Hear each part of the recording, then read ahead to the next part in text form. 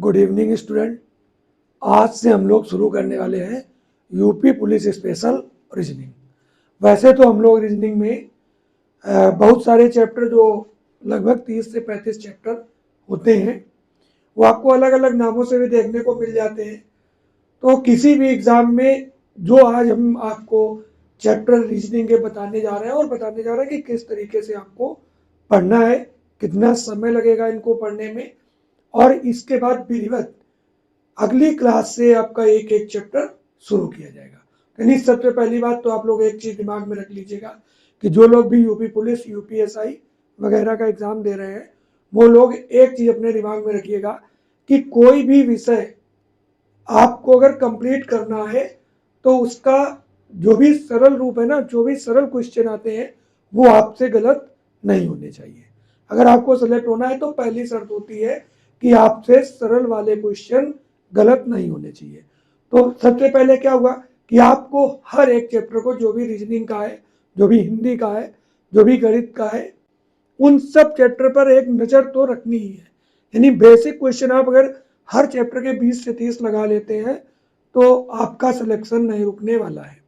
जो लोग बहुत कोशिश करके और बड़ी जटिल रीजनिंग या बड़ी जटिल मैथ पढ़ते हैं यूपी पुलिस सिपाही के लिए, तो उनका सिलेक्शन थोड़ा सा कठिन हो जाता है, क्योंकि वो कहीं ना कहीं हो सकता है कि उसी सिलेबस में लगे रहें, एक ही सब्जेक्ट को वो मजबूत कर पाएँ और उनका रिजल्ट खराब हो जाए। तो जब आपका पेपर नज़दीक होगा तब भी हम आपको सजेशन देंगे कि क्या कट ऑफ रहेगी, कैसे आपको पेपर सॉल्व करना है। फिलहाल आज हम बात करने वाले हैं महत्वपूर्ण रीजनिंग के जो चैप्टर हैं उन पर, कि किस तरीके से और कौन से चैप्टर आपको एक साथ पढ़ने होंगे जिससे आपका रिस्पॉन्स जल्दी से अच्छा आ जाए। तो चलो आज की क्लास में हम लोग जनरल जो इंट्रोडक्शन है रीजनिंग का उसको पढ़ने वाले हैं। बात करने वाले हैं सबसे पहले हम लोग कि रीजनिंग मुख्यतः कितने प्रकार की होती है, क्योंकि ये हम किसी भी विषय को पढ़ने जा रहे हैं और हमें यही जानकारी नहीं है कि हम किस विषय को कितने समय में पढ़ेंगे और कौन से चैप्टर हमारे लिए महत्वपूर्ण है। अगर हमारे जानकारी में ये बात ही नहीं होगी तो आपके लिए समस्या रहेगी। यानी रीजनिंग में पहले तो मुख्य रूप से अगर हम रीजनिंग को देखें तो हम लोग रीजनिंग को 3 भागों में बांट के पढ़ने वाले हैं। मुख्यतः 3 रूप ही हैं, जैसे वर्बल रीजनिंग जिसको हम लोग भाषिक या मौखिक रीजनिंग के रूप में जानते हैं, नॉन वर्बल रीजनिंग यानी जिसको हम अभाषिक, ठीक है, या कहने की चित्र रूप में जो रीजनिंग आपके सामने आती है वो, और तीसरी एनालिटिकल रीजनिंग जिसको हम लोग विश्लेषणात्मक रीजनिंग के रूप में जानते हैं। तो ये समझेंगे कि आखिरकार इन तीनों जो रीजनिंग के ये 3 भाग हैं इनके अंतर्गत कौन कौन से चैप्टर आते हैं और मुख्यतः यूपी पुलिस में किन चैप्टर से क्वेश्चन आए हैं। तो जो हम प्रीवियस ईयर का पेपर आपको करवाएंगे 2-3 दिन में, जो क्लास लेंगे, एक कोई क्लास लेंगे जिसमें आपको पिछले पेपर भी बताएंगे कि इनमें कौन कौन से चैप्टर मुख्य रूप से आए हैं, जिससे आपकी तैयारी 1 नंबर हो सके। अगर जिसको भी सिलेक्ट होना है, जिसको भी वास्तविकता में मेहनत करनी है, जिसका कोई एक निश्चित उद्देश्य है, वो लोग इस इंट्रोडक्शन क्लास के बाद कंटिन्यू जब 2-4 क्लासें देखेंगे तब उनको समझ में आएगा कि हाँ हमें फायदा हो रहा है या नुकसान हो रहा है, या निःशुल्क जो ये क्लासें उपलब्ध करवाई गई हैं कि ये हमारे लिए महत्वपूर्ण है। चलो आज के चैप्टर में बात कर रहे हैं हम लोग रीजनिंग की। तो जैसा पहला हम लोगों ने वर्बल रीजनिंग को लिया है, तो वर्बल रीजनिंग क्या है, ठीक है, वर्बल रीजनिंग क्या है, ठीक है, वर्बल रीजनिंग क्या है, तो ध्यान देंगे वर्बल रीजनिंग का मतलब है आपका कैसी मौखिक, मौखिक, ठीक है, या इसी को हम लोग भाषिक के नाम से भी जानते हैं। यानी भाषा पढ़ के आपको उसके उत्तर देने हैं। तो इस प्रकार की रीजनिंग के अंतर्गत कौन से चैप्टर आते हैं, तो जैसे अंग्रेजी वर्णमाला परीक्षण, यानी अंग्रेजी वर्णमाला परीक्षण में क्या होता है कि ए से लेकर के हम जेड को इसके बारे में पढ़ते हैं कि किसका कौन सा कोड है, 1 है, 2 है, या अपोजिट वर्ण जो है अंग्रेजी में कौन से होते हैं, ये सब। तो जब उस पर विस्तृत चर्चा होगी तब हम वहाँ पे बात करेंगे। अभी फिलहाल आप ये समझो कि अंग्रेजी वर्णमाला परीक्षण में पढ़ना है, यानी हमें ए से लेकर के जेड तक उल्टी लिखनी, सीधी लिखनी, जो भी होते हैं वो सब इसी में आ जाते हैं। ठीक है, अगला है सादृश्यता। सादृश्यता का मतलब क्या होता है? वैसे तो मतलब होता है समान दिखने वाले, लेकिन ये कभी कभी समान न दिख करके इनके गुण भी समान होते हैं, तो भी हमें वो चीजें उस समानता के अंतर्गत रखनी पड़ती हैं। फिर वर्गीकरण। अब देखो वर्गीकरण और समानता, तो इसमें देखना समानता में क्या होता है कि जैसे हमने ए अनुपात बी दे दिया, समानुपात दे दिया, और फिर दे दिया सी अनुपात क्वेश्चन मार्क। तो जो इनका इनका संबंध होगा, इनमें इनमें जो समानता दिखेगी वही इनमें इनमें भी समानता दिखनी चाहिए, जो भी चौथा वर्ण आएगा। तो इसको हम सादृश्यता कहते हैं। लेकिन जब हम वर्गीकरण की बात करते हैं तो उसमें क्या होता है कि जैसे 4 ऑप्शन दिए, तो उन 4 ऑप्शन में से कोई एक ऑप्शन हमारा कैसा होगा कि 3 से भिन्न होगा, अलग होगा, उसको हमें छांटना होगा। तो ये वर्गीकरण होता है, यानी जो 4 दिए गए उनमें से 3 किसी ना किसी वर्ग का निर्माण कर रहे हैं, एक से है तो जो चौथा अलग है उसको हमें अलग रखना है। ठीक है, और सादृश्यता में क्या है कि 2 की तुलना होगी, वैसे ही आगे वाले दोनों की तुलना आपको करनी होगी। अगला कोडिंग डिकोडिंग की बात करते हैं, तो ये चैप्टर आपका अगर देखा जाए तो अंग्रेजी वर्णमाला से मैच करता हुआ चैप्टर है। अंग्रेजी वर्णमाला यदि आप अच्छे से पढ़ोगे तो कोडिंग डिकोडिंग में आपको ज्यादा दिक्कत नहीं आएगी। ठीक है, आगे चलते हैं। यानी इसमें भी आपको ABCD और वैसे भी आपको गिनती से रिलेटेड इन चीजों से जो आप मैथ में पढ़ के आएंगे बेसिक, उसका यहाँ पर आपको उसकी आवश्यकता पड़ेगी। फिर श्रृंखला सीरीज की बात कर रहे हैं, तो पूर्ण रूप से निर्भर करता है आपका किस पर? मैथ पे। यानी मैथ का बेसिक आपको पता होना चाहिए श्रृंखला सीरीज में। मैथ के बेसिक के अलावा कभी कभी श्रृंखला ABCD से भी आ जाती है कि इसके बाद क्या आएगा, ABC आ गया मान लो, CDE आ गया, फिर आ गया कि अब बताओ क्या आएगा। तो श्रृंखला जो होगी ना वो ABCD से रिलेटेड हो सकती है और आपके अंकों से रिलेटेड भी हो सकती है। तो आप एक चीज पहले अपने दिमाग में रखिएगा कि रीजनिंग के लिए आपकी बेसिक मैथ भी मजबूत होनी चाहिए। ठीक है, आगे औपबंधिक संख्या, अक्षर एवं प्रतीक। यानी जैसे आपको मान लो दे दिया कि हैश या हज जिसको बोलते हैं, ये एक का प्रतीक है, या आपका ये डॉलर है, ये आपका बी का प्रतीक है। तो इस तरीके से प्रतीक रूप में अक्षर और प्रतीक रख दिए जाते हैं और उनको एक दूसरे से इंटरचेंज करवा के और आपसे क्वेश्चन पूछता है कि एक पूरा का पूरा दे दिया कि ये सीरीज बनी हुई है और इसको इसके ये कोड रखे हुए हैं और इनको परिवर्तित करके और फिर उससे नियम बना के क्वेश्चन देता है। और ये सब बातें जब हम आपको विस्तृत ये चैप्टर पढ़ाएंगे तो पहले बेसिक बताएंगे, उसके बाद आपको क्वेश्चन बताएंगे और उसके बाद फिर आपसे प्रैक्टिस करवाएंगे। आगे बात आती है शब्दों का तार्किक क्रम। तो शब्दों का तार्किक क्रम का मतलब क्या है कि जैसे आपसे कह दिया कि नदी, नाला, तालाब, महासागर, अब इनको क्रम से रखिए। ठीक है, या पेज, पन्ना, पुस्तक, इस तरीके से रखिए। तो ये इसको हम कहेंगे शब्दों का तार्किक क्रम। अगला दिशा और दूरी, सभी लोग जानते हो दिशा दूरी क्या होती है। ठीक है, दिशा और दूरी यानी जैसे कह दिया कि A B से 100 मीटर बाएं चलता है, फिर दाएं चलता है, फिर इस तरीके से पूछ करके आपसे पूछेगा वो किस दिशा की ओर जा रहा है या वो कितनी दूरी पर है। तो ये बात हो गई। फिर रक्त संबंध, सभी लोग जानते हो रक्त संबंध यानी रिलेशन। यानी जैसे आपसे पूछ देगा कि AB का पिता है, B D का पुत्र है, इस तरीके से बना करके और फिर पूछ देगा कि A और D का क्या संबंध है। तो ये हो गया आपका क्या? रक्त संबंध। आगे अगला, अभी हम केवल चैप्टर की बात कर रहे हैं तो आप लोग बेसिक बिल्कुल समझिएगा। फिर इसके बाद आता है क्रम परीक्षण। तो क्रम परीक्षण में जैसे कह दिया कि राम या दिनेश का या सुरेश का कक्षा में 6वां स्थान है प्रारंभ से और अंत से उसका 10वां स्थान है, तो बताइए कक्षा में कितने लड़के हैं। या उसका आगे की तरफ से क्रम दे दिया तो पीछे की तरफ से क्रम पूछ दिया कि कक्षा में कितने हैं। तो ये क्रम परीक्षण एक तो ये भी होता है और एक 4-5 लोगों को बैठा करके उसको भी हम क्रम परीक्षण बोल सकते हैं। अगला है बैठक व्यवस्थीकरण, जो उसी का थोड़ा सा आगे का रूप है। बैठक व्यवस्थीकरण में मान लो जैसे 5-6 लोगों को किसी गोले में बैठाया गया है, फिर दे दिया कि जो रोहन है वो दिनेश के दाएं है, ये इसके बाएं है। तो इसमें बैठा करके और फिर उससे आपसे क्वेश्चन पूछेगा कि कौन किसके दाएं, कौन किसके बाएं है। ठीक है, या कौन किसके सामने बैठा है, या किसी घर मकान में कुछ भी पूछ दिया कि 6 मकान बने हुए हैं और ये इस क्रम पे है, ऐसा है, और वहां से क्वेश्चन आपसे पूछेगा। आगे बात करते हैं घड़ी की। सभी लोग जानते हो कि घड़ी क्या होता है और किस प्रकार के क्वेश्चन घड़ी से पूछे जाते हैं। तो घड़ी से क्वेश्चन पूछे जाएंगे कि कितने अंश का कोण बनेगा, ठीक है, कब कब सुइयां संपाती होंगी, ठीक है, कब, अगर घड़ी में ये समय दिख रहा है तो दर्पण में क्या दिखेगा, घड़ी में ये समय दिख रहा है तो जल प्रतिबिंब क्या बनेगा। तो ये सब चीजें इस टाइप से आते हैं। कैलेंडर की बात करें अगर हम लोग, तो कैलेंडर में जैसे कि ये इस वर्ष का कैलेंडर पुनः कब प्रयुक्त होगा, ठीक है, या इस तारीख को कौन सा दिन था, ये तारीख दे दी कि 15 अगस्त 1549 को कौन सा दिन रहा होगा। इस तरीके से क्वेश्चन आपसे पूछेंगे कैलेंडर में।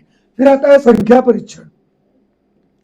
तो हमने आपसे अभी पीछे भी बताया था कि जो जैसे आपका संख्या परीक्षण है और इसके पहले यदि आप देखो श्रृंखला सीरीज है, तो ये कहीं ना कहीं एक दूसरे से मैच कर जाएंगे। यानी जहां संख्या की बात आएगी तो संख्या से रिलेटेड 3-4 चैप्टर है, उनको हम लोग सिक्वेंस से पढ़ेंगे। ऐसा नहीं है कि इसमें जिस हिसाब से दिए हम उस हिसाब से पढ़ेंगे, उस हिसाब से नहीं पढ़ेंगे। आपको मैच ये करना है कि कौन सा चैप्टर पढ़ गया और कौन सा बाकी रह गया। बाकी जो एक टाइप के चैप्टर होंगे उनको एक ही साथ पढ़ाएंगे, जिससे एक तो आपका माइंड वहीं पे स्थायी रहेगा, दूसरी चीजें थोड़ा सा क्वेश्चन सरल हो जाएंगे आपके लिए। अगले गणितीय संक्रियाएं, ठीक है, ये पूरा का पूरा मैथ वाला चैप्टर है मैथमेटिक्स का। यानी गणितीय संक्रियाएं आपको करने के लिए दे देगा कि वह 1 + 2 + ये या माइनस करके और फिर उनका गुणा भाग जो भी करना होगा वो आपका इस चैप्टर के अंतर्गत आएगा। गणितीय तर्क शक्ति, ठीक है, गणितीय तर्क शक्ति यानी इस चैप्टर को हम लोग जो है इसको भी हम मैथ के अंतर्गत पढ़ते हैं। इसमें भी जैसे दे देता है कि पिता की आयु पुत्र की आयु की 4 गुना है, इस टाइप से क्वेश्चन आपके गणितीय तर्क शक्ति में आएंगे। और गणितीय संक्रियाओं में तो गुणा भाग जैसे क्वेश्चन नहीं आएंगे कि प्लस का माइनस कर दिया जाए, माइनस का प्लस कर दिया जाए, तो दिए गए समीकरण का उत्तर क्या होगा, इस टाइप से क्वेश्चन इसमें आता है गणितीय संक्रियाओं में। और गणितीय तर्क शक्ति में इस प्रकार के क्वेश्चन आते हैं। आयु पर आधारित समस्याएं, ये भी आपका देखो पूरी की पूरी तरीके से मैथ का चैप्टर है। तो यहाँ पर अगर हम मुख्य रूप से देखें ना, तो ये तीनों के तीनों चैप्टर आपको रीजनिंग में भी पढ़ने हैं और मैथ में भी पढ़ने हैं।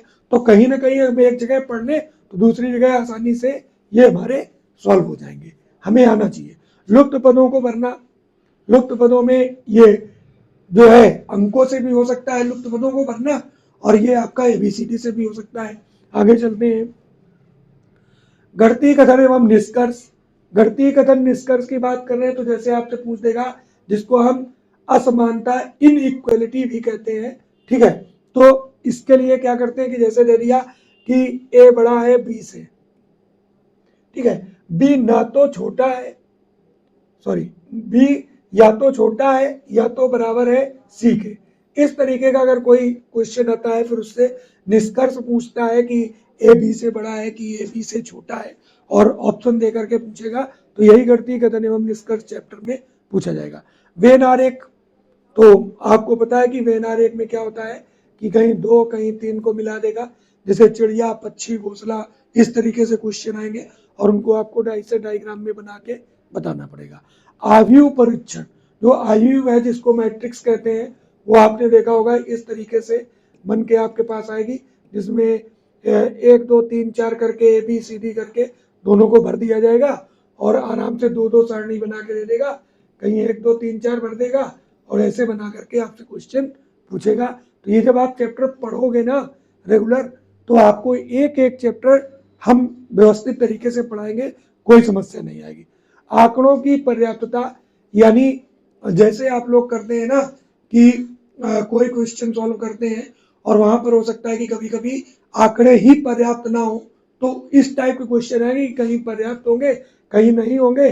जैसे कह देगा कि क्या कथन पहला और दूसरा मिला के ये क्वेश्चन सॉल्व हो रहा है, कि केवल पहले कथन से सॉल्व हो रहा है, कि दिए गए सभी आंकड़े अपर्याप्त हैं। तो इस टाइप के क्वेश्चन इसमें आएंगे, किसमें, आंकड़ों की पर्याप्तता में। एक एक चैप्टर विस्तृत तरीके से बिल्कुल बेसिक से बताएंगे। जब आप क्लास के साथ रेगुलर जुड़ेंगे, जब भी चैप्टर शुरू करेंगे तो पूरा उसको व्यवस्थित पहले बताएंगे। अभी यहाँ पर क्या है कि अभी हम लोग केवल इन चैप्टर पे हल्की सी बात कर रहे हैं कि कितने चैप्टर पढ़ने, कौन कौन से चैप्टर हैं। निवेश एवं निर्गम, इनपुट आउटपुट, तो ये भी बनते हैं 5-6 जो है स्टेप्स में बनते हैं, और मोस्टली ये आपका बैंकिंग से रिलेटेड जो है चैप्टर रहेगा। तो इसकी भी बात करेंगे हम लोग। निर्णयन क्षमता, ये पूरी की पूरी तरीके से पुलिस के हिसाब से ही इस चैप्टर को माना जाए तो ज़्यादा बेटर है। निर्णय लेने की क्षमता आपके अंदर कितनी है, आपके सामने कोई केस वगैरह कुछ भी आता है उस पर आपको निर्णय देना है, तो इस टाइप का ये चैप्टर है। कथन की सत्यता की का परीक्षण, यानी जो कथन कहे गए हैं उनमें कितनी सत्यता है इस बात की जांच करेंगे, तो ये भी एक चैप्टर है आपका। आगे अब हम बात करते हैं नॉन वर्बल लिसनिंग की। ठीक है, आभाषिक, यानी आभाषिक का मतलब क्या, अभी तक जो हम चैप्टर सॉल्व करते वो भाषा के आधार पे करते, वहां पर दिया गया होता उसको पढ़ते, उस भाषा को पढ़ करके तब हम उसका उत्तर देते। पर नॉन वर्बल का मतलब है आभाषिक, यानी इसमें भाषा नहीं लिखी होगी, इसमें कुछ भी लिखा होगा तो वो डायरेक्ट ही लिखा होगा। जैसे हम लेंगे श्रृंखला, सादृश्यता, देखो ये दोनों में आ गई सादृश्यता, ठीक है, वर्गीकरण, ठीक है, आकृति पूर्ति, आकृति निर्माण, ठीक है, सन्निहित आकृति। तो मुख्य रूप से देखो ये वर्गीकरण और सादृश्यता है ना, ये आपने वहां भी पढ़ा है, वर्बल रीजनिंग में भी और नॉन वर्बल में भी। तो यहाँ पर अंतर क्या है, यहाँ पर ये जो सादृश्यता और वर्गीकरण होगा ये आकृतियों का होगा, चित्रों का होगा, और वहां पर किसका होगा, तो वहां पर संख्याओं का होगा, वहां पर शब्दों का होगा, लेकिन यहाँ पर कैसा होगा, यहाँ पर चित्रों का होगा। ठीक है, आगे देखो, आकृतियों की गिनती, दर्पण प्रतिबिंब, जल प्रतिबिंब, कागज मोड़ना काटना, समान आकृति, आकृतियों का समूहीकरण, आकृति आव्यूह और आकृतियों में बिंदुओं की स्थिति। तो कुल मिलाकर के जो ये नॉन वर्बल है ना, ये मुख्य रूप से आकृति पर डिपेंड है। आकृति का मतलब चित्रों पर, तो जितनी भी चित्र से रिलेटेड क्वेश्चन आते हैं वो नॉन वर्बल रीजनिंग का हिस्सा होते हैं। अब इसमें जैसे आपको हमने बता दिया कि सादृश्यता वर्गीकरण उसमें भी है इसमें भी है, पर दोनों में अंतर है, ये चित्र पर आधारित है, वो संख्याओं पर या इबारत पे आधारित है। आगे हम लोग चलते हैं और अगले में पढ़ते हैं कि और हमें क्या पढ़ना है। तो जो है आगे हम लोग पढ़ेंगे, तो ये आपकी विश्लेषणात्मक रीजनिंग है। ठीक है, एनालिटिकल रीजनिंग, जो जिसको हम लोग विश्लेषणात्मक विश्लेषणात्मक, ठीक है, विश्लेषणात्मक, ठीक है, इसके अंतर्गत रखते हैं। तो विश्लेषणात्मक रीजनिंग में क्या है कि पहला चैप्टर है न्याय निगमन, कथन निष्कर्ष, कथन तर्क, कथन पूर्व धारणाएं। तो आपको हम एक अच्छी सी बात बताते हैं कि ये तीनों चैप्टर हम एक ही क्लास में आपको पढ़ाएंगे और बहुत ज़्यादा नियम नहीं आपको बताएंगे। ठीक है, बहुत कम नियम के आधार पर, यानी नियम तो लगभग यहाँ पर हम रखेंगे ही नहीं। आगे देखते हैं, कथन एवं कार्यवाहियां, कथन एवं कारण, कारण एवं प्रभाव, परिच्छेद पर आधारित निष्कर्ष। तो ये जो है ना, ये सारे चैप्टर आपको 2 से 3 क्लास में ही पढ़ा देंगे, आपको ये समझना है। अधिकतम इन सारे चैप्टर को मिला के आपकी 2 से 3 क्लास होंगी, जिनमें हम आपको मिला करके चैप्टर पढ़ाएंगे, जैसे कथन निष्कर्ष, कथन तर्क और कथन एवं पूर्व धारणाएं, कथन एवं कारण। ये चारों चैप्टर आपके एक क्लास में होने वाले हैं। ये सबसे प्लस पॉइंट आपका होगा। बिल्कुल भी नियम नहीं लगाएंगे यहाँ पर, बिल्कुल भी नियमों का प्रयोग नहीं करेंगे। कुछ बहुत बेसिक चीजें जो हमने खुद जिनको सीखा है वो आपको सिखाने का प्रयास करेंगे। तो ये आपका पूरा का पूरा जो है रीजनिंग का हो गया। जो चैप्टर हमारे सामने है रीजनिंग के, उनकी बात हो गई हम लोगों की। तो अब आपको करना क्या है, तो आपको डेली चैनल के साथ जुड़े रहना है, और जहां पर भी कोई दिक्कत हो तो आप लोग कमेंट बॉक्स में कमेंट करिएगा कि इस चैप्टर को पहले पढ़ा दिया जाए, तो उस चैप्टर को हम पहले पढ़ा देंगे, बाकी चैप्टर उसके बाद पढ़ा देंगे। तो ये आप लोगों पर डिपेंड करता है, और आप लोग चैनल के साथ जुड़िए। जैसा कि आप लोगों को पता है कि यूपी पुलिस में जितनी भी रीजनिंग आएगी, पूरा सिलेबस पढ़ाने के बाद यदि आपकी रीजनिंग बाहर से आती है तो उसकी जिम्मेदारी हमारी टीम लेगी। और इसके साथ ही आज की क्लास समाप्त होती है। धन्यवाद।